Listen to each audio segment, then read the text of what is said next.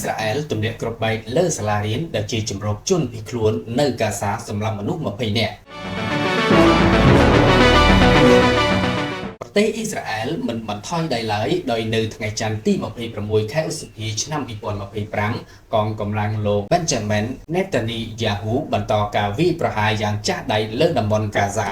ដោយទម្លាក់គ្រាប់បែកលើសាលារៀន Fasmi Avon Jaravi ដែលយកធ្វើជាជំរកជនភៀសខ្លួនសម្រាប់មនុស្សចំនួន20នាក់ដោយក្នុងនោះមានទាំងកុមារផងដែរតាមការចុះផ្សាយរបស់ Avon Jasra អ៊ីស្រាអែលបានបើកការវាយប្រហារនេះនៅសង្កាត់ Daras ដោយបង្កជាអគ្គិភ័យយ៉ាងសន្ធោសន្ធៅហើយក្រៅពីមនុស្សស្លាប់ក៏មានទ្រព្យសម្បត្តិទៀតរងរបួសផងដែរខណៈមានសេចក្តីរាយការណ៍ថាកុមារមួយចំនួនត្រូវជាប់គាំងក្រោមគំនរថ្មបាក់បែកទង្វើចុងក្រោយបំផុតរបស់អ៊ីស្រាអែលបានបង្កឲ្យមានការថ្កោលទោសយ៉ាងខ្លាំងអំពីសំណាក់អន្តរជាតិដោយអំពាវនាវឲ្យលោក Netanyahu បញ្ចប់ការសម្លាប់ជនស៊ីវិលស្លូតត្រង់ជាបន្ទាន់កាលពីសប្តាហ៍មុនអ៊ីស្រាអែលក៏បើកការវាយប្រហារអាកាសនិងបាញ់ក្លងសម្លាប់ជនជាតិប៉ាឡេស្ទីននៅតំបន់កាហ្សា52នាក់ផងដែរ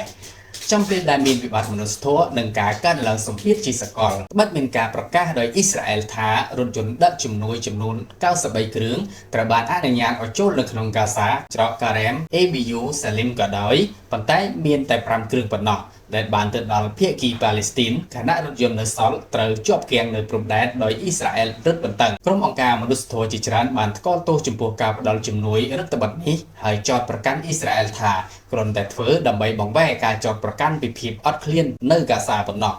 សូមជម្រាបជាថ្មីយុទ្ធសាស្ត្ររបស់អ៊ីស្រាអែលនៅកាហ្សាផ្ដើមឡើងបន្ទាប់ពីក្រុមសកម្មប្រយុទ្ធអ៊ីស្លាមហាម៉ាស់បើកការវាយប្រហារអ៊ីស្រាអែលកាលពីថ្ងៃទី7ខែតុលាឆ្នាំ2023សម្រាប់មនុស្សប្រហែល1200នាក់អ៊ីស្រាអែលបានសម្លាប់មនុស្សជាង